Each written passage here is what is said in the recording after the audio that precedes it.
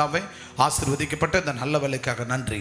ஒரு விஷயம் கூட தகப்பனே, அருமையான தாயார் ரெவரண்ட் பீஸ் புனித செலோத் அவர்கள் மூலமாக என் தேவனாகிய கர்த்தர் முதல் ஆராதனை ஜனங்களுக்கு ஆண்டவரே நீர் அநேக வார்த்தைகளை கொடுத்து ஆண்டவரே ஆரோக்கியமாய் ஆசீர்வாதமாய் என் தேவனாகிய கர்த்தர் பிள்ளைகளுக்கு போதித்து நடத்தினீரே. அதுபோல இந்த இரண்டாம் ஆராதனை மக்களுக்கும் ஆண்டவர் இணையதள வாயிலாக கேட்கிற பார்க்கிற ஒவ்வொரு ஜனங்களுக்கும் எந்த வார்த்தை இவர்கள் மூலமாய் நீர் பேசும் நாங்கள் கேட்கிறோம். ஆண்டவரே, நாங்கள் கேட்கப்படும் போது எங்களுக்கு ஆசீர்வாதமாய் அனுகூலமாக எங்களிடத்தில் என்னெல்லாம் நாங்கள் விட முடியுமோ அதெல்லாம் விட்டு இந்த வார்த்தைகளுக்கு செவி கொடுத்து கீழ்ப்படிந்து அந்த வார்த்தையின் பிரகாரம் எங்களையும் எங்கள் குடும்பத்தாரையும் எங்கள் ஊர் மக்களையும் ஆண்டவரே நாங்கள் உடைய வருகைக்கு எங்களை தயார்படுத்திக் கொண்டு அவர்களையும் தயாராக வைத்து கொண்டிருக்க கர்த்தர் கிருபைதாரும். நீர் பேசும் அடியாளை கொண்டு நாங்கள் கேட்கிறோம். இயேசுவின் நாமம். ஆமென். ஹல்லேலூயா. கர்த்தர் தாமே இந்த காலை வேளையிலே இரண்டாம் ஆராதனையிலே உங்களை பார்ப்பதில் மிக மகிழ்ச்சி. ஆனாலும் சேரெல்லாம் காலியாக இருக்கிறது. அப்போ உங்கள் கிராமத்திலிருந்து ஆத்துமாக்கள் வந்தார்கள் என்று சொன்னால் சேர் முழுவதும் நிரம்பிவிடும். ஆனால் அதற்கெல்லாம் நமக்கு நேரம் இல்லை. நான் சாப்பிடணும், நான் தூங்கணும், நான் வேலைக்கு போகணும். இன்னைக்கு ஒரு குட்டி பையனை கூப்பிட்டு இப்போ தான் கேட்டு வந்தேன். ஜோசப், மார்க்குடைய சன், அவனோட பையன். அப்போ அவங்க வீட்டில் யாரெல்லாம் ஜெபம் பண்ணுறாங்கப்பா, நீ பொய் சொல்லாமல் கரெக்டாக சொல்லணும்னு கேட்டேன். கரெக்டாக சொல்கிறேம்மாண்ணா. யாரெல்லாம் பண்ணுறாங்க? எல்லாரும் பண்ணுறாங்க, டேடி மட்டும் தான் பண்ணலை. டேடி காலையிலையும் பண்ணலையா? பண்ணலை. அப்போ இரவும் பண்ணலையா? பண்ணலை. ஏன்னா குழந்தைங்கள் பொய் சொல்ல மாட்டாங்க. இப்போ நீ பண்ணுறியா? நான் பண்ணுறேன். உங்கள் அம்மா பண்ணுறாங்களா? பண்ணுறாங்க. உங்கள் அத்தை பண்ணுறாங்களா? பண்ணுறாங்க. இப்போ வந்து ஆகாஷ் மாமா அவரும் பண்ணுறாரு. அப்போது இப்போ வந்து ஆகாஷ் ஜெபம் பண்ணும்போது பல வருடங்களாக இருக்கிற அப்போ நம்ம எதை நோக்கி போய்கொண்டு இருக்கிறோம்? நம்முடைய கண்கள் எதை நோக்குகிறது? பணத்தையா, உலகப்பிரமான காரியங்களையா, அல்லது மனிதர்களையா? எதை நோக்கி நம்முடைய கண்கள் போய்கொண்டு இருக்குது? அது எல்லாம் தற்காலிகமாக தான் இருக்கிறது எல்லாம். ஆனால் நிரந்தரமானது டெம்ப்ரவரி சொல்லுவாங்களே, ஜஸ்ட் யூஸ் அண்ட் த்ரோ, அவ்வளோதான். அதை யூஸ் பண்ணிவிட்டு தூக்கி போட்டு போயிட்டே இருப்போம். ஆனால் நிலையானது எது? ஜெபம். அதுதான் நம்மளுடைய உயிர் மூச்சு, எல்லாமே ஜெபந்தான். 1 மணி நேரம் அல்ல. உங்கள் போதகர் காலையில் 5 மணி முதல் கரெக்டாக 8:30 மணி வரைக்கும் தேவ சமூகத்தில் காத்திருப்பார். நான் காலையெல்லாம் ஜெபிக்க மாட்டேன், ஓப்பனாகவே சொல்கிறேன். ஏன்னா காலை ஜெபிக்க முடியாது. நைட்டு நாங்கள் தூங்குறதே 1 மணி 2 மணி ஆகிவிடும். அதனால் காலையில் நான் ஒரு 7-8 மணி வரைக்கும் தூங்கிட்டு அதன் பிறகு பைபிள்லாம் படிச்சுட்டு மதியம் 12 மணி அல்லது 1 மணி 12 மணிக்கு சபையில் வந்து உட்காந்தனா மினிமம் 3 மணி நேரம் ஜெபிப்பேன். ஆண்டோடு கூட பேசுவேன், அவர் என்னோடு பேசுவார். இப்படியாக வார்த்தைகளை கொண்டு அவர் என்னெல்லாம் ஜனங்களுக்கு சொல்ல வேண்டும் என்பதை தேவ சமூகத்தில் வந்து காத்திருந்து நான் என்ன செய்வேன், அதை கொண்டு வந்து உங்களிடத்தில் கொடுப்பது எங்கள் வேலை. நாங்கள் அவருடைய வேலைக்காரர்கள், சர்வெண்ட். ஏசப்பாவுடைய சர்வெண்ட். உங்களோட ஊழியக்காரரும், உங்கள் ஊழியக்காரர் தேவனுடைய சர்வெண்ட். அப்போது அந்த சர்வெண்ட்டாக நாங்கள் அவர் கொடுக்குற வேலையை கரெக்டாக செய்து முடிக்கிறோம். நாங்கள் செய்கிற வேலை உலக பிரமாண வேலை அல்ல. ஹல்லேலூயா. எப்படி? நாங்கள் செய்கிற வேலை உலக பிரமாண வேலை அல்ல. ஆத்துமாக்களை அழிந்து கொண்டிருக்கிற வரப்போகிற எல்லாவித அழிவுக்கும், வரப்போகிற பூமி அதிர்ச்சிகளுக்கும், வரப்போகிற கொள்ளை வைரஸ் நோய்களுக்கும் எல்லாவற்றுக்கும் ஜனங்களை தப்பிவிக்கும்படியாக அவர் கொடுக்கிற வார்த்தையை கொண்டு உங்களிடத்துல நாங்கள் கொடுக்கிறோம். நம்ம ஆதாயப்படுத்த வேண்டிய யார? நகை அல்ல, பணத்தை அல்ல, மனுஷனை அல்ல, படிப்பை அல்ல, பட்டத்தை அல்ல. அழிந்து கொண்டிருக்கிற உன் கிராம மக்கள். நான் சொல்லுவேன் அடிக்கடி, நீங்க சுவிசேஷம் சொல்வதற்கு செங்கல்பட்டு போக வேணாம், மதுராந்தகம் போக வேணாம், அமெரிக்கா போக வேணாம், எங்கே போக வேணாம். நீ வசிக்கிற உன் பக்கத்து வீடு, உன் தொப்புள் கொடி உறவு, நண்பர்களோடு போன்ல பேசுவோம், நேர்ல பேசுவோம், இப்படியாக நம்மளை சுற்றி இருக்கிற அவர்களுக்கு தான் தேவனுடைய சுவிசேஷத்தை சொல்லும்படியாக கர்த்தர் உங்களுக்கு சொல்லுகிறார். ஆனால் நம்ம என்ன சொல்றோம், என்ன செய்கிறோம்? வாரம் நாங்கள் சொல்லதான் செய்கிறோம். நீங்க சொல்லுங்க, அதை கேட்டு இந்த காதலை கேட்டுட்டு இந்த காதலை விடுறது தான் எங்களோட வேலை. உங்க வேலை சொல்ற வேலை. நீங்க சொல்லுங்க, நாங்க அதை கேட்போம், அதை இதயத்தில் அப்பியாசிக்க மாட்டோம், அதை அப்படியே இங்கே போகும்போதே விட்டுட்டு ஜாலியா போய்கொண்டே இருப்போம். ஹல்லேலூயா. ஹல்லேலூயா. அப்படி வரப்போகிற காலங்களை நம்ம அப்படி இல்லாதபடிக்கு ஆத்தும பாரம் நமக்குள்ள அதிகரிக்க வேண்டும். இன்னைக்கு அநேகரோட வாழ்க்கையில படிப்பு அதிகரிக்கலாம், வேலைகள் அதிகரிக்கலாம், சம்பளங்கள் அதிகரிக்கலாம், நகைகள், பணங்கள், பட்டங்கள், வீடுகள், இதெல்லாம் அதிகரிக்கலாம். ஆனா அது எல்லாம் ஆண்டுடைய வரப்போகிற கோபாக்கினை நாளிலே அது நம்மளை தப்பித்து கொள்ள முடியாது. வேத வசனமும் ஜெபம் மட்டும்தான். இந்த திருச்சபையில எப்போது ஜெபம், வேத வாசிப்பு ஜெபம் என்றால், ஏன்னா இந்த செங்கல்பட்டு மாவட்டத்துல கல்வாரி சபை தான் முதலாக எடுத்துக்கொள்ளப்படும். கரங்களை தட்டி ஹல்லேலூயா, ஹல்லேலூயா. நம்ம திருச்சபை தான் அவருடைய 2ஆம் வருகையில எடுத்துக்கொள்ளமே தவிர, அதற்காக தான் ஆண்டவர் எச்சரிப்பின் சத்தத்தை வாரந்தோறும் அனுதினமும் நம்முடைய திருச்சபையிலே கொடுத்து கொண்டிருக்கிறார். அதை கேட்டு நம்ம என்ன செய்ய வேண்டும்? அதன்படி நம்முடைய வாழ்க்கையை அப்பியாசித்து அதை பிடித்து கொண்டு ஓட்டத்தை ஓடி முடிக்கணுமே தவிர அதை விடக்கூடாது. ஹல்லேலூயா. நம்முடைய வாழ்க்கையில இன்னைக்கு ஜெபம் 5 நிமிஷம் ஜெபம் இல்லை. எப்படி 5 நிமிடம் அல்லது 10 நிமிடம் ஜெபிக்காதவங்க இங்க நிறைய பேர் இருக்கலாம். வேதம் 5 வசனம் அல்லது 10 வசனம் அல்லது ஒரு அதிகாரம் படிக்காம நபர்களும் இங்க இருக்கலாம். தயவு செய்து 3 வேளை சாப்பிட்றோமோ இல்லையோ, அல்லது ஸ்கூலுக்கு, வேலைக்கு, மற்ற இடங்களுக்கு போறோமோ இல்லையோ, நல்ல ட்ரெஸ்ஸுகளை வாங்கி உடுத்தி கொள்ளுகிறோமோ இல்லையோ, தயவு செய்து வரப்போகிற கொள்ளை நோய்களுக்கு நீ தப்பித்து கொள்ள வேண்டும் என்றால், நீ கண்டிப்பாவே வேதம் வாசிக்க தெரியலனா கூட வேதத்தை பிரித்து முழங்கால் படியிட்டு, வாய் இருக்குல்ல, நல்லா சண்டை போடுறோம்ல, மனைவியோடு நல்லா சண்டை போடுறோம்ல, புருஷனோடு நல்லா சண்டை போடுறோம்ல, கோழாடியில சண்டை போடுறோம்ல, உறவுகளோட சண்டை போடுறோம்ல, இப்படியாக எல்லா காரியங்களையும் இந்த நாவு தேவையில்லாதெல்லாம் பேசுதுல்ல, ஏன் ஜெபிக்க முடியாது? ஹல்லேலூயா, ஹல்லேலூயா. ஏன் ஜெபிக்க முடியாது? எதுக்காக ஜெபிக்கும்? உங்களுக்காக. எப்படி 3 வேளை நம்ம சாப்பிட்றோமோ அதை விட அனுதினமும் 3 வேளை நம்ம ஜெபிக்க வேண்டும். ஜெபம்தான் ஜெயம். குதிரை எதுக்கு ஆயத்தமாக்கப்படும்? யுத்த நாளுக்கு. ஆனா ஜெயமோ அது இயேசுவால மட்டும்தான் வரும். அது மனுஷனால அல்ல, உன் படிப்பால அல்ல, நீ வைத்திருக்கிற நகை, பணம், சொத்து, பணம் அதால வரவே வராது. தேவனுடைய வசனத்தினால மட்டும்தான். வசனம் தான் இயேசு, இயேசு தான் வார்த்தை. ஹல்லேலூயா. நம் வார்த்தைக்குள்ளாக நாம் கடந்து செல்வோம். கரங்களை தட்டி தேவ நாமத்தை மகிமைப்படுத்துவோமாக. இன்றைக்கு ஆண்டவர் கொடுக்கிற வார்த்தை என்னவென்றால், வரப்போகிற கடைசி காலம், வரப்போகிற கடைசி காலத்தில் கொள்ளை நோய்களும், கொள்ளை நோய் வைரஸுக்கும், எல்லாவித பூமி அதிர்ச்சிக்கும், எல்லாவற்றுக்கும் நம்மளை எப்படி தப்பித்துக் கொள்வது? வரப்போகிற கடைசி காலத்தில் கொள்ளை நோய் வைரஸுக்கும், பூமி அதிர்ச்சிகளுக்கும், எல்லாவித பஞ்சங்களுக்கும் நம்மை எப்படி தப்பித்துக் கொள்வது? வாசிக்க கேட்போம். மேத்யூ 24ஆம் அதிகாரம் 3-4 வசனத்தை வாசிக்க கேட்போம். அதிலே ஃபர்ஸ்ட் வாசிங்க. ஃபர்ஸ்ட் முதலில் ஒரு நிமிஷம். எல்லாம் பைபிள் எடுத்துட்டோமா? பைபிள் எடுத்தாச்சா? எல்லாம் கையில தூக்கி காட்டுங்க. எடுத்துட்டீங்களா? மேத்யூ 24ஆம் அதிகாரம் 1 வாசி கேட்போம் சத்தமா. இயேசு தேவாலயத்தை புறப்பட்டு போகையில் அவருடைய சீஷர்கள் தேவாலயத்தின் கட்டடங்களை காண்பிக்க அவரிடத்தில் வந்தார்கள். அப்போ இயேசு தேவாலயத்தை விட்டு வெளியே வரும்போது அந்த கட்டிடங்களை குறித்து சீஷர்கள் சொல்லுகிறார்கள். முதலில் யாரு தேவாலயம் கட்டப்பட்டது பழைய ஏற்பாட்டு காலத்துல? சொல்ல முடியுமா? சொல்லுங்க. சாலமோன் தான். கரங்களை தட்டி தேவ நாமத்தை மகிமைப்படுத்துவோம். சாலமோன் கட்டப்பட்ட அந்த திருச்சபை யாரு தீயிட்டு கொளுத்தினது? அது சொல்ல முடியுமா? அது யார் அந்த நபர் தீயிட்டு அதை சின்னாமண்ணமாக்கினது? நேபுகாத் நேச்சர். இதெல்லாம் நம்ம தெரிஞ்சுக்கணும்.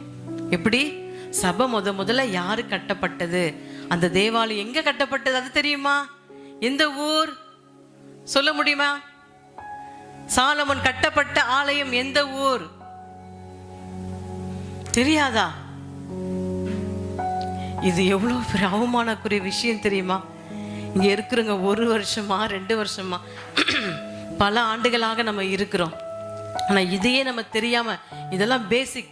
இன்னைக்கு சின்ன குழந்தை இன்னைக்கு வாட்ஸ்அப்ல ஃபேஸ்புக்ல அழகா சொல்றாங்க. கேள்வி கேட்கறதுக்கு 50க்கு 50 100க்கு 100 கேட்கற பைபிள் உள்ள எல்லா கொஸ்டினும் கரெக்டா சொல்றாங்க. பார்க்கறதுக்கு ஆசையா இருக்கு. ஆனா உங்களுக்கு இன்னும் தெரியாம இருக்கு. இதற்காக தான் யூத் மீட்டிங் வாங்க, ஆலயத்துக்கு வாங்க, உங்க பிள்ளைங்களை, சிறு பிள்ளைங்களை சண்டே கிளாஸ்க்கு அனுப்புங்கன்னு சொல்றது இதுதான். ஆமென், ஹல்லேலூயா. இந்த எல்லா வேதத்தையும் நான் நிறைய அறிந்தது எங்கன்னா சண்டே கிளாஸ்ல. சண்டே கிளாஸ் டீச்சராக இருந்தபோது பிள்ளைகளுக்கு சொல்லி கொடுக்கப்பட்ட எல்லா கதைகளும் கரைச்சி இங்கே இருக்கு. ஆமென், ஹல்லேலூயா. எப்போ தூக்கத்தில் எது கேட்டாலும் கரெக்டாக சொல்லுவேன். ஹல்லேலூயா. அப்படியாக தான் இருக்கணும். நேரம் கிடைக்கும் போதெல்லாம் எடுத்து பார்க்கணும். ஆபிரகாம் எத்தனை வருஷம் வாழ்ந்தார், நோவா எத்தனை வருஷம் வாழ்ந்தார், ஆதாம் எத்தனை வருஷம் வாழ்ந்தார்? சொல்ல முடியுமா? ஆதாம் எத்தனை வருஷம் வாழ்ந்தார்? ஒருத்தர். ஆதாம் எத்தனை வருஷம் வாழ்ந்தார்? 930. ஹல்லேலூயா. இப்படியாக வருஷங்களை எல்லாம் நம்ம வச்சுக்கணும். ஆனா அந்த நாட்கள்ல நிறைய ஃபோன் நம்பர் மெமரியில் இருக்கும். ஆனா இப்போ ஞாபகம் இல்லை. ஆனா இப்போ உங்களுக்கு என்ன ஞாபகம் இருக்கு?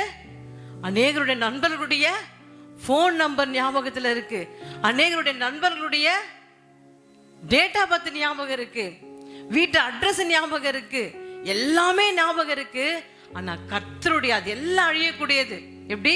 ஆண்டவர் வருகையில இந்த சரீரம் நமக்கு இருக்க போறது இல்ல. இந்த சரீரம் மற்றி போகி ஆண்டவர் நமக்கு புதிய சரீரத்தை கொடுக்க போகிறார். அப்போ இது எல்லாம் மாய, தற்காலிகம் தான், எல்லாம் அழியக்கூடியது. ஆனா அழியாதது ஒன்று பெட்டயம். அது எதுவென்றால் வேத வசனம். கரங்களை தட்டி ஹல்லேலூயா. அப்போ அந்த வேத வசனத்தில் உள்ள எல்லா காரியங்களும் நம்ம மனப்பாடம் செஞ்சுக்கணும். 9 வரங்கள் எத்தனை? இது தெரியாதா? தெரியும், சொல்லுங்க, பேசுங்க. 9 வரங்கள் எத்தனை? சொல்லுங்க. 9 வரங்கள் 9 தான். நானே சொல்லிட்டேன். எத்தனை கனிகள் சொல்ல முடியுமா? அந்த 9 கனி யாராவது ஒருத்தர் எழுந்து சொல்ல முடியுமா? வெக்கப்படாதீங்க. டீச்சர் கேட்டா வெக்கப்படுவோமா? இது தேவாலயம். ஆமென். சொல்லுங்க.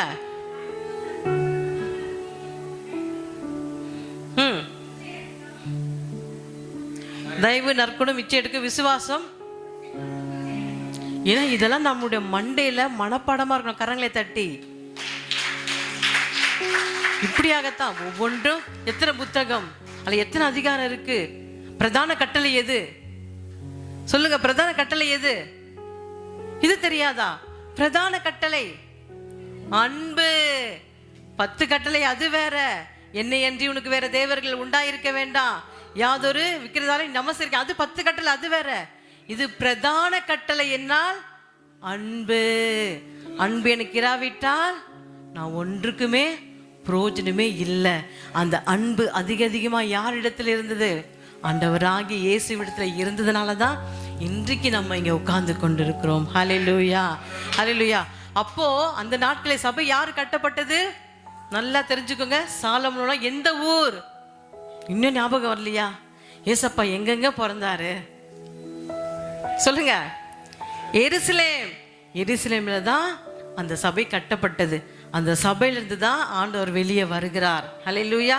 அப்ப அந்த கட்டடங்களை பார்த்து, அப்போ ஒரு வசனத்துக்கு எவ்வளவு தெளிவு கொடுக்க வேண்டியது இருக்கு உங்களுக்கு. ஆமென், ஹல்லேலூயா. அப்போ அந்த கட்டடங்களை பார்த்து சீசர்கள் கேட்கிறாங்க. 2வது வசனத்தை வாசி கேட்போம். இயேசு அவர்களை நோக்கி,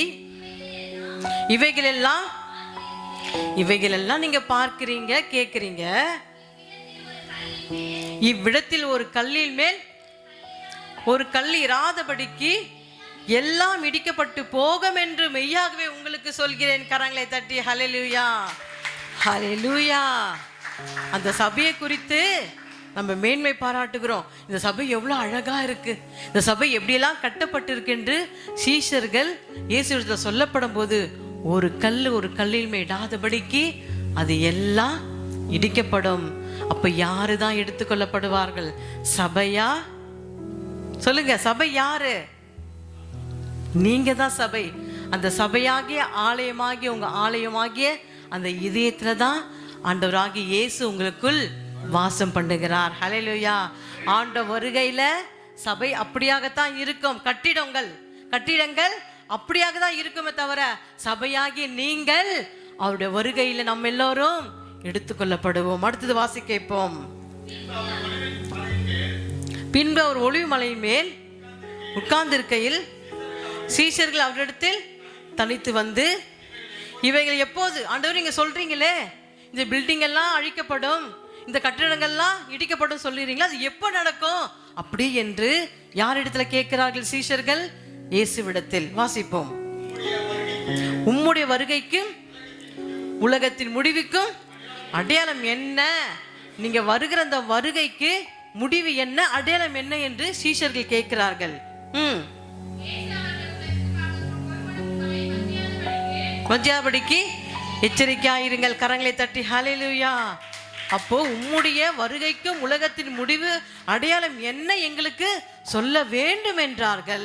இயேசு அவர்களுக்கு பிரதியுத்தரமாக, ஒருவனும் உங்களை வஞ்சியாதபடிக்கு நீங்கள் இங்க இருக்கிற அனைவரும், ஹலோ தம்பிகளே, தங்கைகளே, அக்காங்களே, அண்ணங்களே, உங்களை ஒருவரும் வஞ்சியாதபடிக்கு எச்சரிக்கையாயிருங்கள். நாங்க எதுல வஞ்சியாதபடி எச்சரிக்கையா இருங்கள்? வருவார்கள். இன்னைக்கு உலக பிரமாண காரியங்களை குறித்து உங்களை ஆலயத்துக்கு போகாதபடிக்கு 1 லட்சம் கொடுத்தால் 2 லட்சம் கொடுத்தால் நீ இயேசுவை மறுதலிக்க வேண்டும். அப்படியாகத்தான் வஞ்சகத்தின் ஆவி அழகாக லகுவாக நண்பர்களாக வருவார்கள், சிநேகிதராக வருவார்கள். வேலை செய்யற ஸ்தலமா இருக்கட்டும், அது பள்ளியா காலேஜா இருக்கட்டும், அப்படியாக வந்து என்ன செய்வார்கள்? உங்களை வஞ்சிப்பார்கள். நீ எதுக்கு ஆண்டவர் ஆண்டவர் என்று சொல்லுகிறாய்? உனக்கு 1 லட்சம் கொடுக்கிறேன். அல்லது உன் தேவை என்ன? உனக்கு வீடு கட்டப்பட வேண்டுமா? உன் பிள்ளைகளுக்கு நகை நட்டுகள் எடுக்க வேண்டுமா? உன் பிள்ளைகளை படிக்க வைக்க வேண்டுமா? அதை குறித்து நீ கவலை வேண்டாம். நீ இங்கே வந்துடு, அங்க வந்துடு என்ற ஆசை வார்த்தைகளை கூறி உங்களை இழுப்பார்கள். நம்ம என்ன செய்யக்கூடாது? அதற்கு ஒரு நாளும் ஒரு காலம் இடம் கொடுக்காம மிக மிக மிக கவனமா இருந்து, ஒரு மரம் எப்படி வேரூன்றி மண்ணுக்குள் போய் அதை தோண்டினாலும் அது வராதபடிக்கு அது கிரிப்பா அது ஸ்ட்ராங்கா இருக்கிறது போல நீங்களும் கர்த்தராகிய இயேசு கிறிஸ்துவுக்குள்ள வேரூன்றி நிற்க வேண்டும். கரங்களை தட்டி ஹல்லேலூயா. எந்த ஆவிகளாக இருந்தாலும் இங்கே அற்புதங்கள் நடக்குது, இங்கே அதிசயம் நடக்குது என்று சொல்லி உங்களை அழகாக லகுவாக கூப்பிடுவார்கள். ஒரு கால் நம்ம என்ன செய்யக்கூடாது? இடம் கொடுக்க கூடாது. அந்த நபர்களோடு நம்ம பேச்சும் வச்சுக்க கூடாது, வீட்டிலும் அவர்களை சேர்க்கவே கூடாது. தேவையில்லாத அசுத்தாவிகளை ஏற்றி கொண்டு பொய்யின் என்ன செய்வான் சாத்தான்? அவன் பொய்களை பிணைத்து கொண்டு பொய்களை பேசும்படியாக வஞ்சகத்தின் ஆவி மூலமாக உங்களிடத்தில் அவன் கடந்து வருவான். அதற்கு நீங்கள் இடம் கொள்ளக்கூடாது இருங்கள், பின்பு சாத்தான் உங்களை விட்டு ஓடி போவான் என்று நம்ம வசனம் பார்க்கிறோம். ஹல்லேலூயா. இன்னைக்கு அப்படியாகத்தான் அநேக மக்கள் என்ன செய்கிறார்கள்? பணத்துக்காக தன்னுடைய பரிசுத்த ஆவியும் எப்படி கிறிஸ்தவனே வேணாம் என்று சொல்லி இன்னைக்கு அநேகர், விளம்பூர்ல எனக்கு தெரியும் ஒரு குடும்பம் ஆலயத்துக்கு நல்லா வந்துட்டு இருந்தாங்க. பிஜேபி பாஜக மூலமாக, மோடி அரசாங்கம் மூலமாக பணங்களை வாங்கி கொண்டு ஆண்டவரை வேணாம் என்று சொல்லி அவர்கள் முழுமையாக இந்துக்கள் போய்விட்டார்கள். இன்னைக்கு அவங்க நிலைமை என்ன ஆச்சு? கால் உடைஞ்சி கை உடைஞ்சி இன்னைக்கு வேலை கூட செய்ய முடியாம மற்றவர்கள் கரங்களை ஏங்கும்படியாக இன்னைக்கு வீட்டோட உட்கார்ந்து கிடக்கிறார்கள். இந்த நிலைமை நமக்கு யாருக்கும் வந்துடக்கூடாது. இன்னைக்கு பணம் என்று சொல்லுவார்கள், நகை என்று சொல்லுவார்கள், வீடு என்று சொல்லி ஆசை வார்த்தைகள் சொல்லி வஞ்சகத்தோடு வருவார்கள். நம் ஒரு காலம் இடம் கொடுக்க கூடாது. வீடு எப்போ வேணா ஆண்டவர் கட்டி கொடுப்பார், நகைகளை எப்போ வேணா ஆண்டவர் கொடுப்பார், எல்லா வித சுகமெல்லாம் அவர்கிட்ட உண்டு, அவர் கொடுப்பார். ஆனா தேவையில்லாம ஆண்டுடைய நாமத்தை சொன்னமே 10 கட்டளையில இது ஒரு கட்டளை. ஆண்டுடைய நாமத்தை சொல்லுங்க, வீணிலே வழங்காதிருப்பாயாக. கர்த்தருடைய நாமத்தை எக்காரத்தை கொண்டும் பணத்துக்காக, சுகத்துக்காக, பலத்துக்காக, மற்ற காரியங்களுக்காக நம்ம ஒரு காலம் வஞ்சியாதபடிக்கு மிக மிக மிக கவனமா எச்சரிக்கையா கர்த்தருடைய வார்த்தையில வேரூன்றி நிற்க வேண்டும். அடுத்த வசனம், ஏனெனில் அநேகர் வந்து என் நாமத்தை தரித்து கொண்டு நானே கிறிஸ்து என்று சொல்லி அநேகரை வஞ்சிப்பார்கள். முதல்ல பணத்தை கொடுத்து வஞ்சிப்பாங்க, வீட்டை கட்டித்தர வஞ்சிப்பாங்க. அநேகர் நான் தான் இயேசு, என்கிட்ட வாருங்கள், உங்களுக்கு நான் இதை செய்கிறேன், இந்த அற்புதம் நடக்கும், இந்த அதிசயம் நடக்கும், உங்களுக்கு கேன்சர் போகும், உங்கள் நோய்கள் தீரும் என்று சொல்லி அநேகர் இயேசு இயேசு என்று சொல்லி உங்களை வஞ்சிப்பார்கள். அந்த மாதிரியான அவல நிலையான காரியங்களுக்கு நாம் ஒரு நாளும் இடம் கொடுக்கவே கூடாது. கர்த்தருக்காக நமக்கு இருக்கிற ஒரே சபை, ஒரே போதகர், நமக்கு கொடுக்கிற சத்தியமான வார்த்தை, உண்மையான வார்த்தை, கண்டிப்பான வார்த்தை நம்ம நிலை நிற்கும் போது அவருடைய வருகையில முதலாவது நம்முடைய சபை எடுத்துக்கொள்ளப்படும். கரங்களை தட்டி ஹல்லேலூயா, ஹல்லேலூயா. அடுத்ததாக நாம் வாசிக்க கேட்போம். ஆதியாகமம் 18ஆம் அதிகாரம் 20 25 வரைக்கும் வாசிக்கப்போம், 30 வரைக்கும். ஆதியாகமம் பழைய ஏற்பாடு முதல் புத்தகத்தில் இருக்கும் 18ஆம் அதிகாரம் 20 நாம் வாசிக்க கேட்போம்.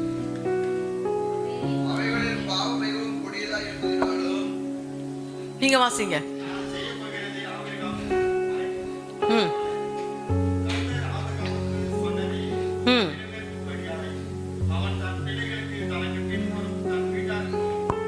இல்லப்பா, ஆதியாகமம் 18ஆம் அதிகாரம் 20 வாசிக்க கேட்போம்.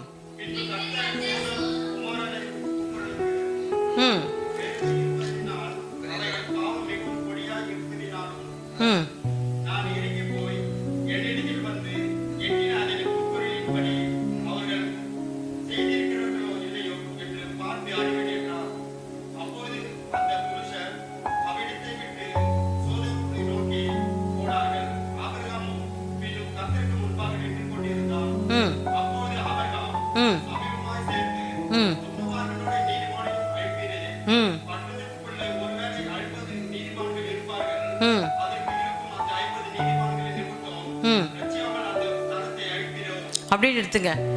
ஆபிரகாம் என்ன கேட்கிறாரு உங்களுக்கு புரிஞ்சுதா? ஜேம்ஸ் வாசித்தது. ஆபிரகாம் ஆண்டவர்ட்ட என்ன கேட்கிறார்? நான் சோதோம் குமார பட்டணத்தை அழிக்க போறேன்னு யாரு சொன்னது? சொல்லுங்க, யார் சொன்னது? ஆண்டவர். ஹல்லேலூயா. ஆண்டவர் சோதோம் குமார பட்டணத்தை அழிக்க போறேன். ஏன் அழிக்க போற? அங்க விபச்சாரம் பெருகிற்று, வேசித்தனம் பெருகிற்று, விக்கிரகாராதனை, பாவங்கள், பொய்கள், களவுகள் எல்லாம் பெருகிறதுனால அங்க ஒரு நீதிமானும் இல்ல. அங்க யார் தான் இருக்கிறது? துன்மார்க்கன் மட்டும்தான் அங்க இருக்கிறார்கள். அதனால அந்த சோதோம் குமாரா பட்டணத்தை நான் அக்னி கந்தகத்தினால நான் தேவதூதரை கொண்டு நான் அழிக்க போறேன் என்று ஆபிரகாம் இடத்துல கர்த்தர் பேசுகிறார். அதுக்கு ஆபிரகாம் என்ன சொல்லுகிறார்? வாசி கேட்போம். 23.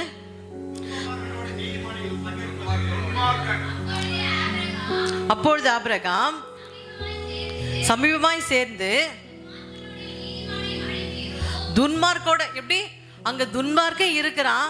சப்போஸ் ஆண்டவரே அங்க நீதிமான் இருந்தா நீங்க நீதிமான சேர்த்து அழிச்சிருவீங்களா? அழிக்க மாட்டீங்களேன்னு யாரு கேட்கறது? ஆபிரகாம் கர்த்தர்கிட்ட கேட்கிறாரு. அங்க துன்மார்க்க இருக்கிறான் தான், இல்ல நான் சொல்லல. ஆனா துன்மார்க்கனோட நீதிமான் இருந்தா அப்ப அதையும் சேர்த்து அழிச்சிடுவீங்களா? அடுத்தது வாசிப்போம். 26.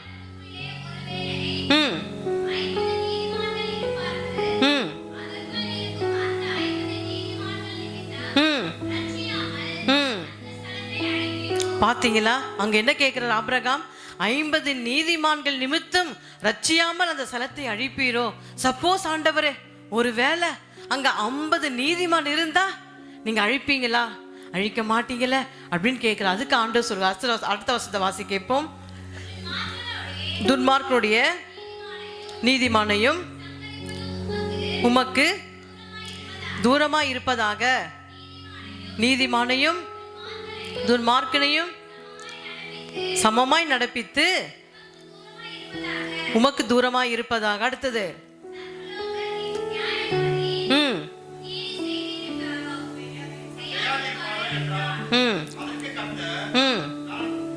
நான் சோதோம் 50 நீதிமான்களை கண்டால் அவர்கள் நிமித்தம் இந்த ஸ்தலம் முழுவதையும் ரட்சிப்பேன் என்றார். கரங்களை தட்டி ஹல்லேலூயா, ஹல்லேலூயா. அதற்கு கர்த்தர், நான் சோதோமில் 50 நீதிமான்களை கண்டால், பனீர் குப்பத்தில் நீதிமான்களை கண்டால், நைனார் குப்பத்தில் நீதிமான்களை கண்டால், அல்லது எண்ணச்சித்தில் நீதிமான்களை கண்டால், அல்லது தழுதாலை குப்பத்தில் நீதிமான்களை கண்டால், அல்லது முதலியார் குப்பத்தில் நீதிமான்களை கண்டால், அல்லது ஆலமர குப்பத்தில் நீதிமான்களை கண்டால், இங்க வந்திருக்கிற ஒவ்வொரு கிராமத்துல இருந்து வந்திருக்கிற அனைவரோட கிராமத்துல நீதிமானை கண்டால் கர்த்தர் அழிப்பாரா? அப்ப நீங்களே சொல்லுங்க, உங்க கிராமத்துல நீதிமான்கள் இருக்கிறாங்களா? சொல்லுங்க. இல்லையே. நீங்க ஒருவர் மட்டும்தான். நீங்க ஆபிரகாம் போல ஒரே குடும்பமா இருக்கிறீங்க. அப்ப மற்றவர்கள் துன்மார்க்கா இருக்காங்க. அப்போ உங்களால் அந்த தேசம் அழிவது நல்லதா கெட்டதா? கொஞ்சம் யோசிச்சு பாருங்க. நான் மாத்திரம் சாப்பிட்டா போதும், நான் மாத்திரம் ரட்சிப்படைஞ்சா போதும், நான் மாத்திரோட வருகையில எடுத்துக்கொண்டா போதும் மட்டும் நினைக்கிறமே சுயநலமா?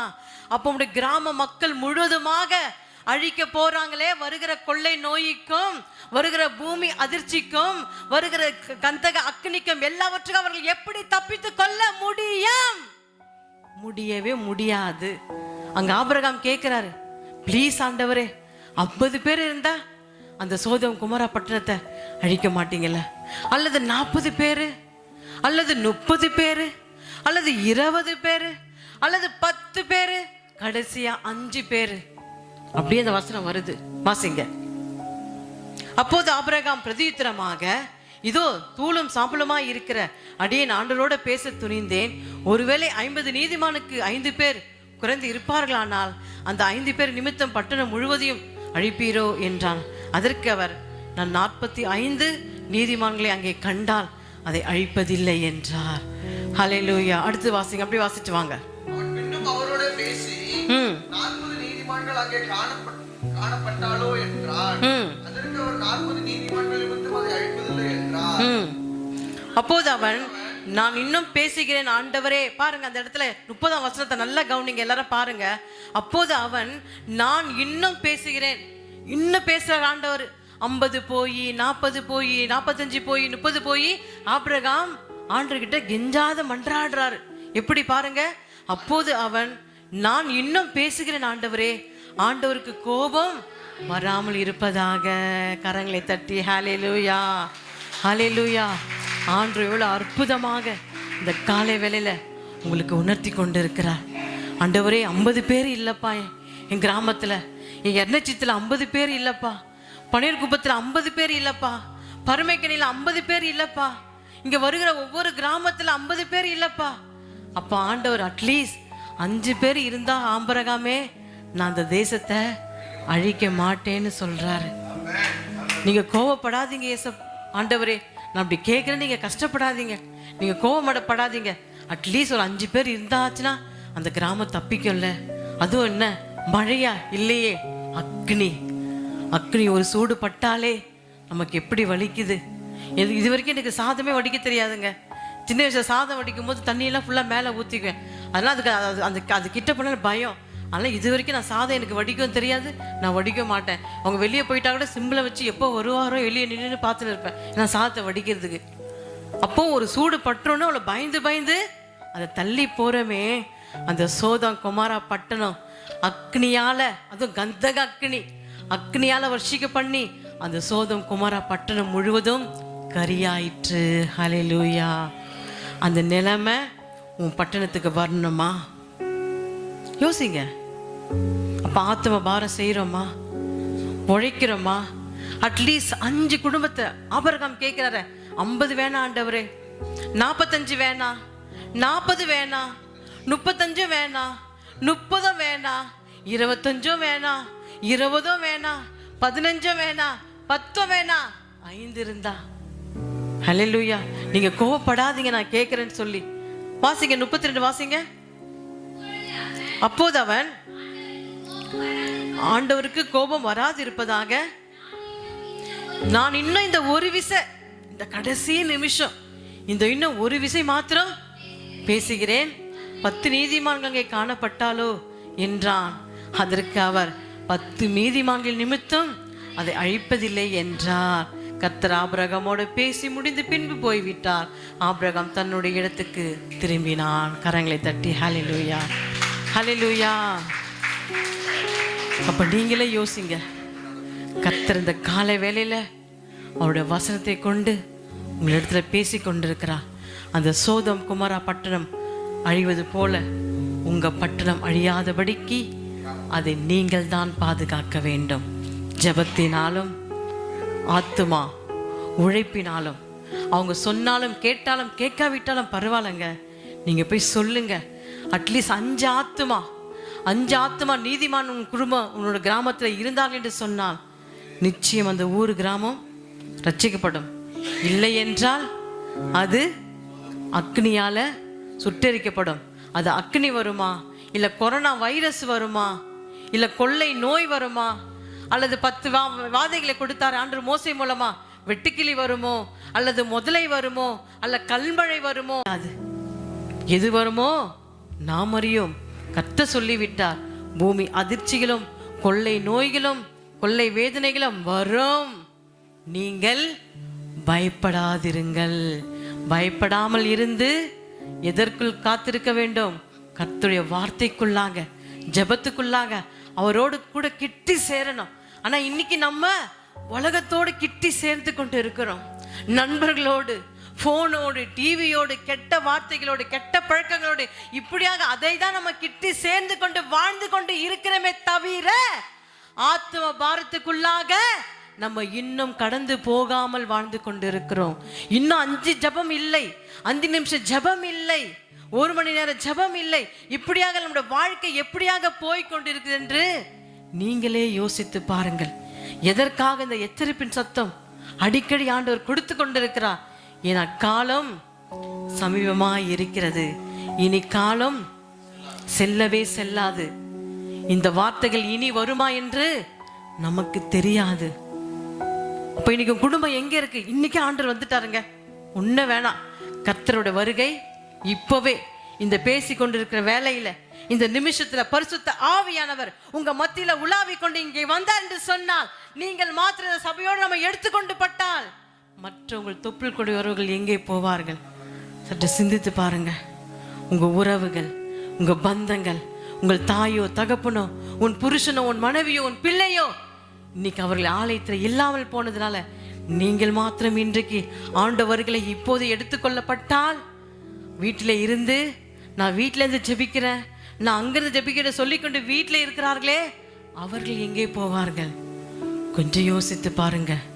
இந்த சத்தியத்துக்கு ரவி இன்னைக்கு வந்தது சந்தோஷம். கர்த்தருடைய நாமத்தை கரங்களை தட்டி மகிமைப்படுத்துவோம். ஹல்லேலூயா, ஹல்லேலூயா. அதற்காக தான் பிள்ளைகளை யாரையும் வீட்டில் விடாதீங்க. கணவன் மனைவியாக குடும்பமாக வாங்க.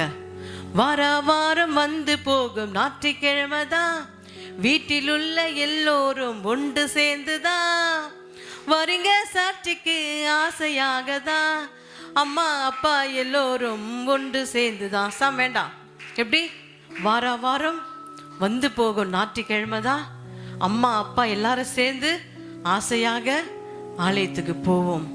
தாவீது சொல்றாரே, வாருங்கள் ஆலயத்துக்கு போவோம், வாருங்கள் ஆலயத்துக்கு போவோம். ஆனா நம்ம என்ன சொல்றோம்? ஞாயிற்றுக்கிழமை வாருங்கள் கருமாதிக்கு போவோம், வாருங்கள் சினிமாவுக்கு போவோம், வாருங்கள் சென்னைக்கு போவோம், வாருங்கள் செங்கல்பட்டு மீசோக்கு போவோம், வாருங்கள் டிமார்ட்டுக்கு போவோம் என்று சொல்லி ஞாயிற்றுக்கிழமை நாளிலே ஆண்டவரை ஆராதிக்க வேண்டிய இந்த நாளிலே நம்ம எங்க போகிறோம்? வார வாரம் வந்து போகும் ஞாயிற்றுக்கிழமை தான் எல்லோரும் ஒன்று சேர்ந்துதான் போவோம் ஆலயத்துக்கு.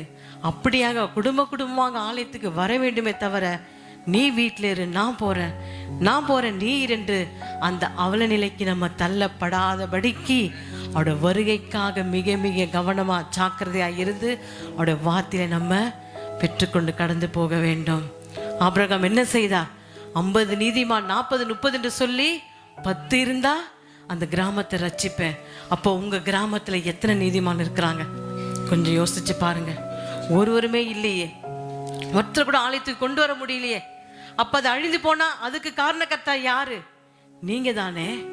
ஆண்டவர் உங்களை தானே கேட்பாரு. மகளே, இவ்வளவு நாட்களாக இருந்தியே, ஒரு ஆத்மா ஒரு நீதிமான் நிமித்தம் அந்த கிராமம் ரட்சிக்கப்பட்டிருக்குமே, அந்த கிராமம் அழியாம போயிருக்குமே. இன்னைக்கு உன்னால நீ ரட்சிப்பு சொல்லாததுனால, உனக்குள்ள அந்த ஆத்மாவரம் இல்லாததுனால அந்த கிராமம் இன்னைக்கு தீயிட்டு கொளுத்தப்பட்டதே, அதுக்கு நீதான காரணக்கத்தா என்று உன் மனம் எவ்வளோ நொறுங்கும். கொஞ்சம் யோசிச்சு பாருங்க. அந்த நிலைமையிலிருந்து நம்ம வெளியே வந்து இனி நம்ம என்ன செய்ய வேண்டும்? முதலாவது நம்ம குடும்பம் முழுமையாக ஆலயத்துக்குள் பிரவேசிக்க வேண்டும். பிறகு உங்களுடைய நண்பர்கள், சொந்தங்கள், பந்தங்கள், தொப்புள் கொடி உறவுகள், அக்கம் பக்கத்தார், கிராமத்தார் அனைவரையும் கூட்டிக் கொண்டு வர வேண்டும். தேவன் பதர் ஒரு வாட்டி வந்திருந்தார் சர்ச்சைக்கு, ஜெபம் பண்ணி கொண்டு போக வேண்டும் என்று. அப்போ நான் அவங்களை எல்லாரையும் விசாரிப்பேன். விசாரித்த போது அவங்க மகள் சென்னையில் இருக்கிறாங்க. சர்ச்சைக்கெல்லாம் போவாங்கம்மா, மற்றபடி வேற எங்கேயாச்சும் ஊழியத்துக்கு, ஆமாம்மா 7 நாள் ஊழியத்துக்கு போவாங்க. ஞாயிற்றுக்கிழமை சர்ச்சை முடிச்சுட்டு ஊழியத்துக்கு போவாங்க. பிறகு திங்கள், செவ்வாய், புதன், வியாழன், வெள்ளி, சனி இந்த 6 நாளும் ஊழியத்துக்கு போவாங்க. ஏன் அவங்களுக்கு கணவன் இல்லையா, வேலை இல்லையா, பிள்ளைங்க இல்லையா? அது எல்லாத்தையும் முடித்துட்டு ஊழியத்துக்கு போகிறாங்களே. இன்னைக்கு மூப்பருங்க இருக்கிறீங்க, தலைவர் இருக்கிறீங்க, பொறுப்பாளர் இருக்கிறீங்க, விசுவாசி இருக்கிறீங்க, அபிஷேகம் பண்ணப்பட்டு இருக்கிறீங்க. எத்தனை பேர் ஊழியத்துக்கு போகிறீங்க? கொஞ்சம் யோசிச்சு பாருங்க. ஆத்து மறுபடியும் பண்ணுறோமா? ட்ராக்ஸ் ஊழியம், கைப்பிரதி ஊழியம் கொடுக்குறோமா? ஆலயத்துக்கு வராமல் இருக்கிற போய் சந்திக்கிறோமா? யார் ஆலயத்துக்கு வரல அவங்கள போய் சந்திக்கிறோமா? ஆத்மபாரம் செய்யறோமா? இல்லையே. இன்னைக்கு சென்னை பட்டணத்தில் ஊழியம் செய்கிறாங்க. இங்கேருந்து போனவர்கள், இங்கேருந்து சபை விட்டு போனவர்கள்லாம் ஊழியம் செய்கிறாங்க. ஆனால் நம்ம என்ன செய்யக்கூடாது? அதுலேருந்து வெளியே வர வேண்டும். ஆண்டவருக்காக ஏதாவது செய்ய வேண்டும். ஆண்டு எதுக்காக தெரிந்து கொண்டா? நகை கொடுக்க, பணம் கொடுக்க, வீடு கொடுக்க, சொத்து கொடுக்க, இதுக்கு இல்லைங்க. அது எல்லாம் போய்விடும். வாசிக்க கேட்போம். ஹல்லேலூயா. நீதிமொழிகள் 11:4. கோபாக்கினை நாளில் ஐஸ்வர்யம் உதவாது, நீதியோ. பார்த்தீங்களா? கரங்களை தட்டி ஹல்லேலூயா. ஐஸ்வர்யம் இன்னைக்கு ஊழியம் செய்யாமல் இன்னைக்கு மெத்தனமா இருக்கிறவே. ஞாயிற்றுக்கிழமை வந்து போறதே ஒரு கடமையா நினைக்கிறோம். ஐயோ எப்படா ஞாயிற்றுக்கிழமை வரும், அந்த 2 மணி நேரம் 3 மணி நேரம் எப்படா முடியும் என்று ஓடுகிறவே. அவர்கள் எல்லோரும் நோக்கி பாருங்கள் இந்த வார்த்தையை. ஹல்லேலூயா. கோபாக்கின நாளிலே வரப்போகிற எல்லாவித பஞ்சங்களும், பூகம்பம், வருகிற நோய்களுக்கும், எல்லாவித அக்னிக்கும், எல்லாவற்றுக்கும் தப்பித்துக் கொள்ள வேண்டும் என்றால் ஐஸ்வர்யம் உதவாது. உங்ககிட்ட இருக்கிற பணமோ, சொத்தோ, நகையோ, வீடோ, படிப்போ, பட்டங்களோ எதுவும் உதவவே உதவாது. நீதியோ மரணத்துக்கு தப்புவிக்கும். நீங்க செய்கிற நீதி, நீதியாக ஆலயத்துக்கு வருவது, நீதியாக கர்த்தருக்கு நேரத்தை கொடுப்பது, நீதியாக கர்த்தருக்கு காணிக்கையோ தசமாகவோ, ராயனுக்குரியதும் தேவனுக்குரியதும் கொடுப்பதும், நீங்க ஜெபிப்பதும், ஊழியம் செய்வதும், ஆத்ம பாரத்துக்குள்ளாக போவதும், இப்படியாக செய்கிற நீதிமான்களுக்கோ என்ன வரும்?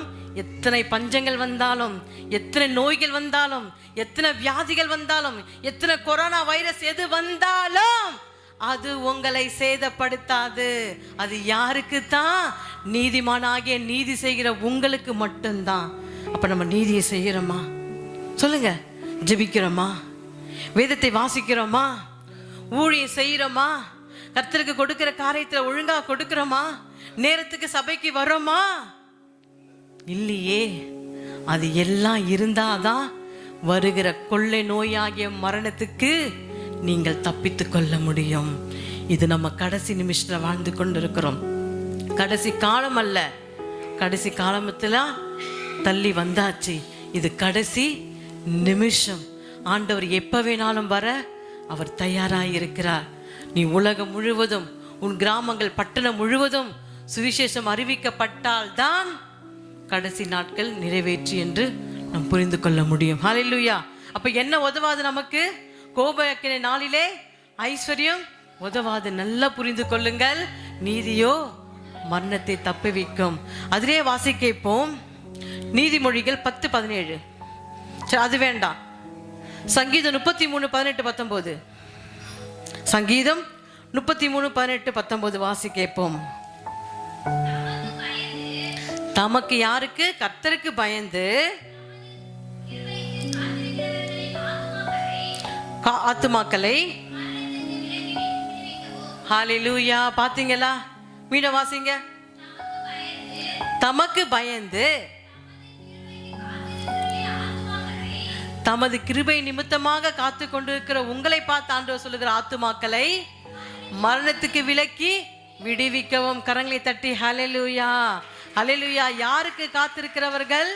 அவருடைய கிருபைக்காகவும் கர்த்தருக்கு பயந்து காத்திருக்கிறவர்களுக்கே மரணம் வராதபடிக்கு உங்களை விடுவிப்பார். ஹல்லேலூயா. ஹல்லேலூயா. நம்ம யாருக்கு பயப்பட வேண்டும்? கர்த்தருடைய வார்த்தைக்கு. கர்த்தருடைய வார்த்தைக்கு நாம் செவி கொடுக்க வேண்டும். அவருடைய போதகத்தை தள்ளி விடாதபடிக்கு சத்தியத்தில் நிலை நிற்கும் போது நிச்சயமாக உங்களுக்கு வருகிற எல்லாவித கொள்ளை நோயாகிய மரணமாக இருக்கட்டும், அக்னிமயமான எத்தனை கந்தங்கள் வந்தாலும் அந்த மரணத்திலிருந்து காப்பறவர் யாருதான்? அவர்தான் இயேசு. அப்ப நீங்க என்ன செய்ய வேண்டும்? அவருடைய வார்த்தைக்கு பயப்பட வேண்டும். அவர் கிருபைக்காக என்ன வார்த்தை கர்த்தர் கொடுக்க போகிறார் என்று அந்த வார்த்தைக்காக நீங்கள் காத்து கொண்டு அமர்ந்து கொண்டு இருக்க வேண்டும். ஹல்லேலூயா. அதிலே வாசிப்போம் 19.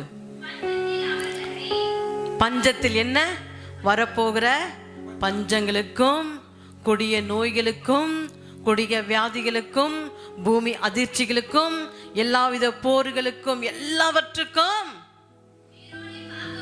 உயிரோடு உங்களை காக்கும்படி கர்த்தருடைய கண் யாரு மேல நோக்கமாயிருக்கிறது? உங்கள் மேல். ஹல்லேலூயா, ஹல்லேலூயா, ஹல்லேலூயா. பஞ்சத்தில் எத்தனை பஞ்சங்கள், பசியோ பட்டினியோ எது வந்தாலும் அவர்களை உயிரோட காக்கவும் கர்த்தருடைய கண்கள் அவர்கள் மேல் நோக்கமாயிருக்கிறது. யாரு மேல நோக்கமாயிருக்கிறது? அவருக்கு பயந்தவர்கள் மேல், அவருடைய கிருபைக்கு காத்திருக்கிறவர்கள் மேல், ஜெபிக்கிறவர்கள் மேல், வேதத்தை வாசிக்கிறவர்கள் மேல், ஊழியம் செய்கிறவர்கள் மேல், கர்த்தருக்கு எப்போதும் எப்போதும் காத்து காத்து கிடக்கிறவர்கள் மேலே அவருடைய கண்கள் ஆண்டவர் பதிய வைத்திருப்பார். ஹல்லேலூயா, ஹல்லேலூயா. அப்போ வருகிற எல்லாவித பஞ்சத்துக்கும் நம்ம என்ன செய்ய வேண்டும்? முழு பக்தி ஆண்டவங்கிட்ட எதிர்பார்க்கல. ஏன்னா இன்னைக்கு பக்தின்றது எல்லா சமுதாயத்திலும் இருக்குது. அது இந்துக்களிடமே அந்த பக்தி இருக்கு, முஸ்லிம் கிட்டயும் அந்த பக்தி இருக்கு, கிறிஸ்தவர்கிட்ட பக்தி இருக்கு. ஆனா பக்தியை விட நீ நீதிமானாயிரு, நீ பரிசுத்தவானாயிரு. கரங்களை தட்டி ஹல்லேலூயா, ஹல்லேலூயா. பக்தி எல்லாருக்குரியது, ஆனா பரிசுத்தம் அது கிறிஸ்துவுக்குரியது. அந்த பரிசுத்த வார்த்தையே அநேகமாய் வேதத்துல கொடுக்கப்பட்டிருக்குது. நீதிமான் என்று அநேகமாய் கொடுக்கப்பட்டிருக்குது. நீ நீதிமானாய் மாறு, பரிசுத்தமாயிரு. கர்த்தருடைய கண்கள் எப்போது உன்னை கொண்டு உன் குடும்பத்தை, உன் மீது உன்னை கொண்டு உன் குடும்பத்தை கண்ணிருப்பார். அந்த உன் குடும்பத்தின் மீது மாத்திரமல்ல, அந்த சுற்றி இருக்கிற உன் கிராமத்தின் மீதும் அவருடைய கண்ணை பதிய வைப்பார். ஹல்லேலூயா, ஹல்லேலூயா. அப்படியாக நாம் வாசி கேட்போம். 6:8, மேத்யூ 6:8.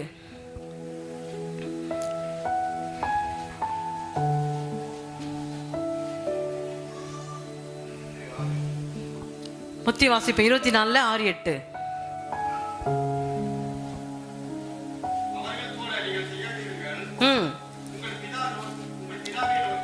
இல்லப்பா 24 6:8.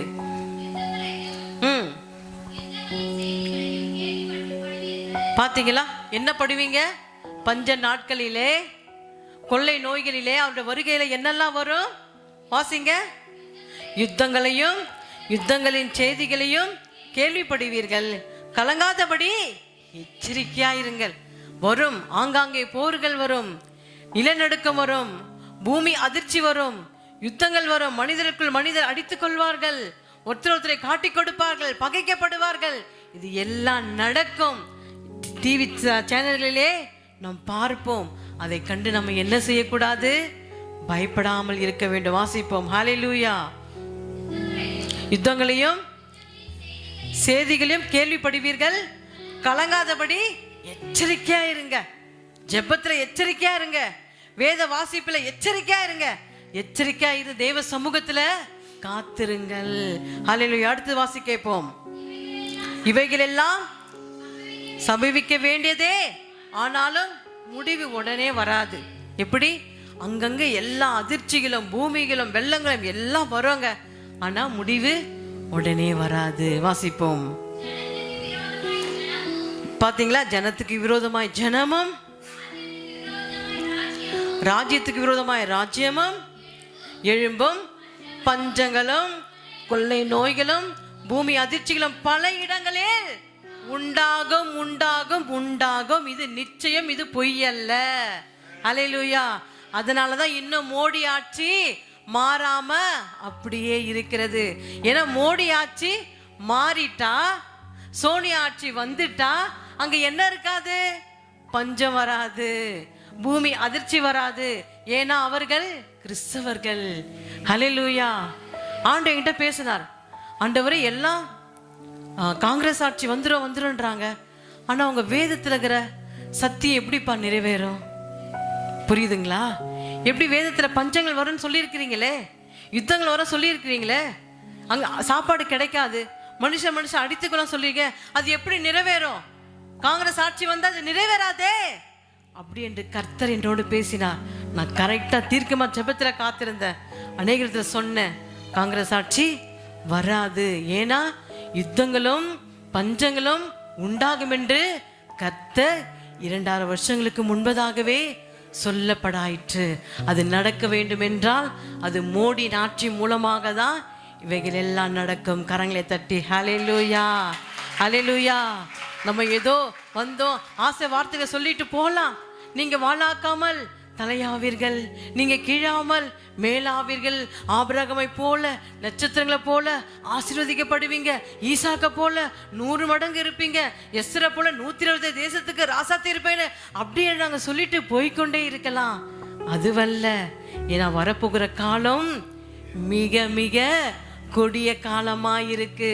ஆசை வார்த்தைகளை கூறி, ஆசீர்வாதமான வார்த்தைகளை கூறி கொண்டு போய் கொண்டிருக்கலாம். ஆனா கடைசி நாட்களில் நீங்கள் எப்படி தப்பித்து கொள்ள முடியும்? சத்தியம் நம்ம இதயத்தில் இருக்க வேண்டும். சத்தியத்துக்கு நம்ம எச்சரிக்கையாக இருக்க வேண்டும். நம்மளை அழிக்கலாம் என்று, வகை திரலாம் என்று வஞ்சகத்தின் ஆவிக்கு நம்ம இடம் கொடுக்காதபடிக்கு மிக மிக மிக கவனமாய் இருந்து சத்தியத்தை மேய்க்க வேண்டும், சத்தியத்தை பிடித்து கொள்ள வேண்டும், சத்தியத்தை உட்கொள்ள வேண்டும் அனுதினமும். அப்படி இருக்கும்போது தான் வருகிற எல்லா பஞ்சங்களுக்கும் கொள்ளை நோய்களுக்கும் நம்ம பயப்படாதபடிக்கு கர்த்தருடைய வருகையிலே எடுத்துக்கொள்ளப்படுவோம். வாசிப்போம். இவைகள் எல்லாம் வேதனை நிமித்தம் ஆரம்பம். அப்பொழுது ஒப்பு கொடுத்து உங்களை கொலை செய்வார்கள். என் நாமத்தின் நிமித்தம் சகல ஜனங்களாலும் பகைக்கப்படுவீர்கள். அப்பொழுது அநேகர் இடலை அடைந்து ஒருவரை ஒருவர் காட்டிக் கொடுத்து ஒருவரை பகைப்பார்கள். அநேக கள்ள தீர்க்கதரிசிகளும் எழும்பி அநேகரை வஞ்சிப்பார்கள். அநேக கள்ள தீர்க்கதரிசி உங்களிடத்துல வருவார்கள். நீங்கள் அவர்களுக்கு வஞ்சியாதபடிக்கு மிக மிக எச்சரிக்கையாக இருக்க வேண்டும். உங்களுக்கு வீடுகளை கட்டி கொடுக்கிறேன், பணங்களை கொடுக்கிறேன், நீ அதிலிருந்து வெளியே வந்துரு என்று சொல்லி ஆசை வார்த்தைகளை கள்ள தீர்க்கதரிசியாக சொல்லுவார்கள். அதுக்கு ஒரு நாளும் ஒரு காலம் நீங்க இடம் கொடுக்காதபடிக்கு மிக மிக கவனமா ஜபத்திலே ஆண்டுக்குள்ளாக தரித்திருக்க வேண்டும். வாசித்து முடிப்போம் 14 வரைக்கும். அநேக கள்ள தீர்க்கதரிசிகளை எழும்பி அநேகரை வஞ்சிப்பார்கள். அக்கிரம் மிகுதியானதினால் அநேகருடைய அன்பு தணிந்து போகும். முடிவு பறிந்தும் இப்பவனே ரட்சிக்கப்படுவான். எத்தனை அன்பு தணிந்து போனாலும், எத்தனை பஞ்சங்கள் வந்தாலும், எத்தனை வறுமைகள் வந்தாலும், எத்தனை கொள்ளை நோய்கள் வந்தாலும் நம்ம என்ன செய்யக்கூடாது? முடிவு பரியந்தமும் கடைசி வரைக்கும் ஒரே சபை, ஒரே போதகர், ஒரே இயேசு, ஒரே என்று சொல்லி முடிவு பரியந்தமும் நிலைத்திருப்பவனோ ரட்சிக்கப்படுவான். கரங்களை தட்டி ஹல்லேலூயா. கடைசி வசனம் 14. ராஜ்யத்துடைய இந்த சுவிசேஷம் பூலோகமெங்கும் சகல ஜாதிகளுக்கும் சாட்சியாக பிரசங்கிக்கப்படும். அப்போதுதான் முடிவு வரும். பாத்தீங்களா? முடிவு எப்போ வரும்? வாசிங்களா, சேர்ந்து வாசிங்க. பூலோகமெங்கும், பூலோகம் என்றால் நீங்க இருக்கிற உலகம் முழுவதும், நீங்க வசிக்கிற கிராமம் முழுவதும் சகல ஜாதிகளுக்கும் சாட்சியாக பிரசங்கிக்கப்பட்டாதான் முடிவு வரும். ஆண்டு உங்களுக்கு செஞ்ச அற்புதங்களும் அடையாளங்களும் எல்லாவற்றையும் சொல்லி அவர்களை ஆலயத்துக்கு கொண்டு வந்தால்தான் முடிவு வரும். முடிவு வருது வராது யார் கையில இருக்கு? உங்க கையில தான் இருக்கு. ஹல்லேலூயா. அப்ப நம்ம என்ன செய்ய வேண்டும்? ஊழியம் செய்வோமா? ஆத்துமாக்கள் அறுவடை செய்வோமா? நீங்க ரொம்ப தூரம்லாம் போக வேணாம். உங்க கிராமத்திலேயே இருக்கிற மக்களுக்கு ஆண்டை பற்றி சொல்லி கர்த்தருக்குள் சாட்சியை சொல்லி கொண்டு வாருங்கள். கர்த்தர் என்ன செய்வார்? பஞ்சகாலம் வந்தாலும் நோய்கள் வந்தாலும் நீ முடிவு பரிந்தமும் சாட்சியா இருக்கும்போது கர்த்தர் உன்னை ஆசீர்வதிப்பார். கடைசியாக வெளிப்படுத்தலை வாசித்து முடிப்போம். வெளிப்படுத்தல் 22ஆம் அதிகாரம் 12 முதல் 17 வரை. இதோ சீக்கிரமாய் வருகிறேன். அவனவனுக்கு நான் அளிக்கும் பலன் என்னோட கூட வருகிறது. நான் அல்பாவும் ஒமேகாவும். 11 வாசிப்பா, 11. அநியாயம் செய்கிறவன் இன்னும் அநியாயம் செய்யட்டும். அப்படி எடுத்துங்க. என்னது இல்லப்பா, எல்லாம் சேர்ந்து படிங்க. அநியாயம் செய்கிறவன் இன்னும் அநியாயம் செய்யட்டும். அசுத்தமாக இருக்கிறவன் இன்னும் அசுத்தமாக இருக்கட்டும். நீதி உள்ளவன் இன்னும் நீதி செய்யட்டும். பரிசுத்தமுள்ளவன் இன்னும் ஆகட்டும். இதோ சீக்கிரமாய் வருகிறேன். அப்படி இருங்க. அநியாயம் செய்கிறவன் இன்னும் அநியாயம் செய்யட்டும், அசுத்தமாய் இருக்கிறவன் இன்னும் அசுத்தமாய் இருக்கட்டும், நீதியை செய்கிறவன் இன்னும் நீதியை செய்யட்டும், பரிசுத்தம் உள்ளவன் இன்னும் பரிசுத்தமாகட்டும். இந்த டாபிக்ல நீங்க எதுல இருக்கிறீங்க? நீங்க ஒவ்வொருத்தரும் சிந்தித்து பாருங்க. அசுத்தமா இருக்கிறீங்களா? அநியாயம் செய்கிறீங்களா? அல்லது நீதியை செய்கிறீங்களா? அல்லது பரிசுத்தமா இருக்கிறீங்களா?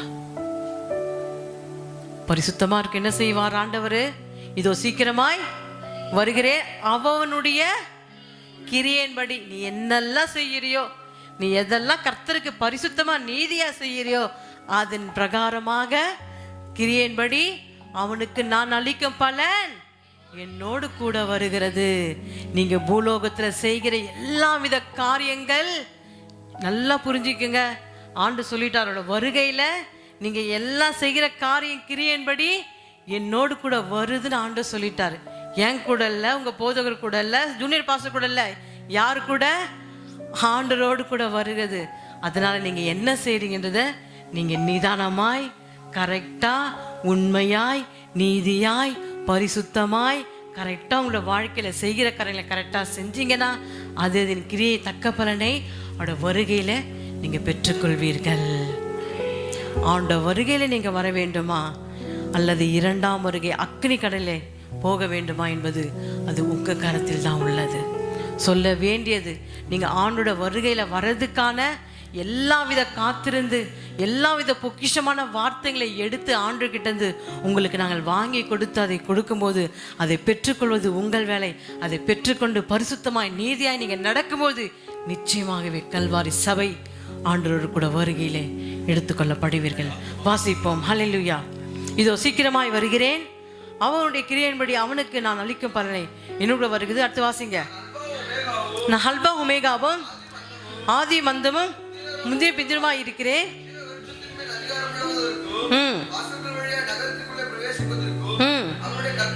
அப்படியே பாத்தீங்களா? நீங்க நீதியாய் பரிசுத்தமா இருக்கிற உங்களுக்கு என்ன இருக்கா? ஜீவ விருஷத்தின் மேல் அதிகாரம் உள்ளவர்கள். யாருக்கு தான் அதிகாரம்? அந்நியருக்கு அல்ல, துன்மார்க்கன் அல்ல, நீதிமானாய் பரிசுத்தமாய் இருக்கிற உங்களுக்கு தான் அந்த பரலோகத்தின் ஜீவ விருஷத்தை புசிக்கும்படியாக அந்த அதிகாரியத்தை கர்த்தர் உங்களுக்கு தான் கொடுத்திருக்கிறார். ஹல்லேலூயா. உலகத்தில் விழுந்து போன தூதனுக்கு அல்ல, அது உங்களுக்கே கொடுத்திருக்கிறார். அப்ப நீங்க எப்படியாக இருக்க வேண்டும்? அழிந்து கொண்டிருக்கிற ஆத்துமாக்களை ரட்சிப்புக்குள்ளாக நீதியாக பரிசுத்தமாக நடத்துறவளாய் நீ மாற வேண்டும். மாறுகளுக்கு தான் கர்த்தர் என்னத்தை கொடுக்கிறார்? ஜீவ விருஷத்தின் மேல் அதிகாரம் உள்ளவர்களாவதற்கும் வாசல் வழியாய் நரகத்துக்குள் பிரவேசிக்கும். வாசிங்க. அவருடைய கற்பனையின்படி செய்கிறவர்களே பாக்கியவான்கள். யாருடைய கற்பனை? கர்த்தருடைய கற்பனைகளை கை கொண்டு உண்மையாய் உத்தமமாய் பரிசுத்தமாய் செய்கிறவர்களுக்கே அந்த ஜீவ விருஷம், அந்த வாசல் திறந்திருக்கு. எப்படி நோவா பேழைக்குள் போகும்போது அத்தனை வருஷம் கொடுத்தோம், ஜனங்கள் மனம் திரும்பவில்லை.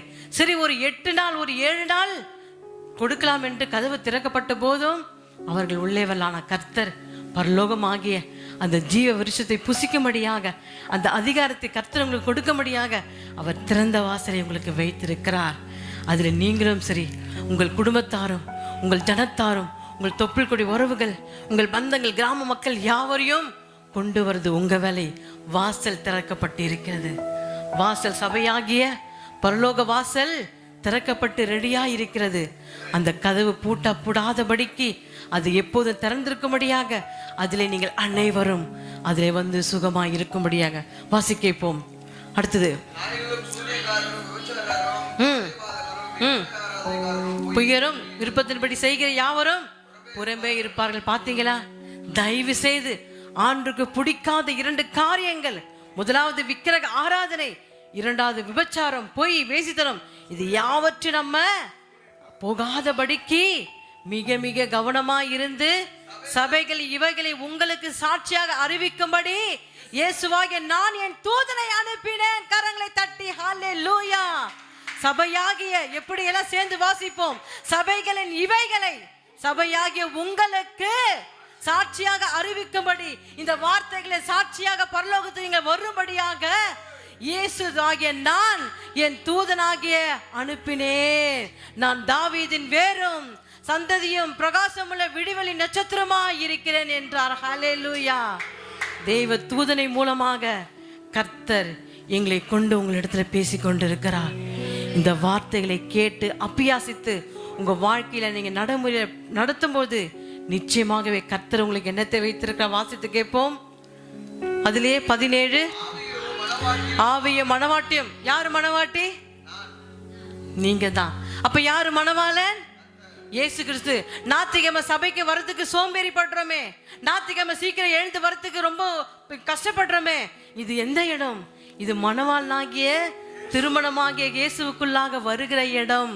இது பரிசுத்த மணவாளனுடைய சபை. நீங்க எல்லாரும் மணவாட்டி. என்னைய சேர்த்துதான் சொல்கிறேன், நம்ம எல்லாரும் மணவாட்டி. அப்ப ஞாயிற்றுக்கிழமை என்ன சொல்றோம்? குளிக்கிறோமா? இல்ல கிழிஞ்ச புடவையை கட்டிட்டு வருமா? இல்ல தொங்கி போன பேண்ட்டை போட்டு வருமா? இனி கூடவே கூடாது. ஒரு திருமணம் என்று சொன்னால் பட்டு புடவைகளை எடுக்கிறோம், நகைகள் எடுக்கிறோம், புது புது செப்பலை எடுத்து தொடுத்து கொண்டு போறோமே. ஆனா மணவாளனாகிய கிறிஸ்துவ ஆராதிக்க வருகிறோமே, எப்படி வருகிறோம் என்று சற்று சிந்தித்து பாருங்க. ஆலயத்துக்குள் வரும்பொழுது நம்ம கிட்ட இருக்கிற நல்ல உடையே கட்டி கொண்டு வர வேண்டும். அழகாக தலைகளை சீவி அழகாக எப்படி ஒரு திருமணத்துக்கு என்னெல்லாம் செய்து கொண்டு போறோமோ அதை காட்டிலும் திருமணத்துக்கு வரும்போது நம்முடைய ட்ரெஸ் கோட் அழகாக இருக்க வேண்டும், நம்முடைய காஸ்மெட்டிக்ஸ் அழகாக இருக்க வேண்டும். பார்க்கறதுக்கே ஆண்டவர் உங்களை பார்த்து, என் மகளே மணவாட்டியே உள்ளே வா, நான் ஆராதிக்க நான் ரெடியா இருக்கிறேன், நீ ஆராதிப்பாயா, என்னை ஆராதிப்பாயா? இந்த ஜனங்களை நான் எனக்கென்று ஏற்படுத்தினேன், என் துதியை சொல்லி வருவார்கள். வருவார்களா? துதியை சொல்ல வர மனது இல்லையே, அவர் ஆராதிக்க மனது இல்லையே. மணவாளனாகிய மணவாட்டியாகிய நம்ம மணவாளனாகிய இயேசு கிறிஸ்துவை ஆராதிக்க ஆலயத்துக்கு வருவதற்கு எவ்வளோ நம்ம கஷ்டப்படுகிறோம். பஸ் பாரி இல்லைன்னு சொல்லுகிறோம், அங்க போயிட்டோம் இங்க போயிட்டோம் சொல்லுகிறோம். இனி வர காலங்கள்ல முடியாத நேரத்துல நீ சாவ பழிக்க கிடந்தாலும் இங்கதான் வந்து நீ சாக வேண்டுமே தவிர வேற எங்கும் நீ போக கூடாது. ஆலயம்தான் ஆலயம்தான் மணவாளன் என் இயேசு என்று அப்படியாக நீ கர்த்தருக்குள்ளாக ஊடுருவி போகும்போது கர்த்தர் என்ன சொல்லுகிறார்? ஆவியும் மணவாட்டியும் வா என்றார்கள், கேட்கிறவனும் வா என்பானாக. தாகமாய் இருக்கிறவன் வரக்கடுவான், விருப்பமுள்ளவன் ஜீவ தண்ணீரை இலவசமாக பெற்றுக்கொள்வார்கள். கரங்களை தட்டி ஹல்லேலூயா ஹல்லேலூயா. இலவசமான ஜீவ ஊற்று. நமக்கு இலவசமான நோய் போய்விட்டது, இலவசமான கடன் பாரம் போய்விட்டது, இலவசமான படிப்பு வந்து விட்டது. எல்லாம் நம்ம எந்த காரியத்துல கஷ்டத்தோடு நஷ்டத்தோடு இருக்கிறோமோ அது எல்லா காரியங்களும் கர்த்தர் உங்களுக்கு இலவசமான ஜீவை தண்ணீரை கொடுக்க அவர் ரெடியா இருக்கிறார். மணவாட்டி ஆகிய இயேசு கிறிஸ்துவை பார்க்க நீங்க ஆயத்தமா? ஆயத்தமா? பின்னாடி இருக்கிறவங்களா ஆயத்தமா? ஆண்டாள் ஆயத்தமா? இயேசு கிறிஸ்துவை பார்க்க நீ ஆயத்தமா? நீ இயேசு கிறிஸ்துவை மணவாட்டியாக ஆசையோடு பார்க்க வரும்போது கர்த்தர் உன் மகனுக்கு ஒரு மணவாட்டியை கொடுப்பா. எந்த காரியத்திலலாம் நீ அப்படி நடக்காம இருக்கிறதோ அந்த காரியத்தை எல்லாவற்றையும் கர்த்தர் உனக்கு இலவசமா செய்து முடிப்பா. நீங்க செய்ய வேண்டியது ஞாயிற்றுக்கிழமை மணவாளனாக இயேசு கிறிஸ்துவை ஓடி வர ஆயத்தமாக இருக்க வேண்டும். கடைசியாக வாசித்து முடிப்போம். சங்கீதம் 122:6-7. சங்கீதம் 122:6-7. ஹல்லேலூயா.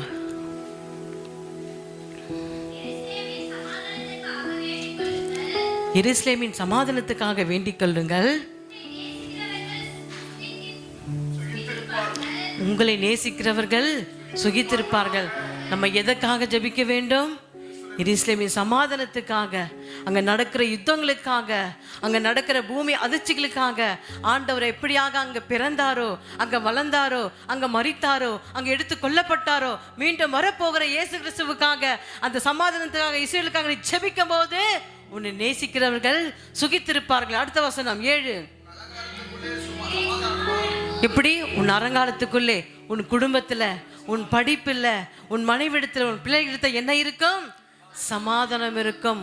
உன் அரண்மனைக்குள்ளே சுகமும் இருப்பதாக. ஹல்லேலூயா. கரங்களை தட்டி தேவ நாமத்தை மகிமைப்படுத்துவோம்.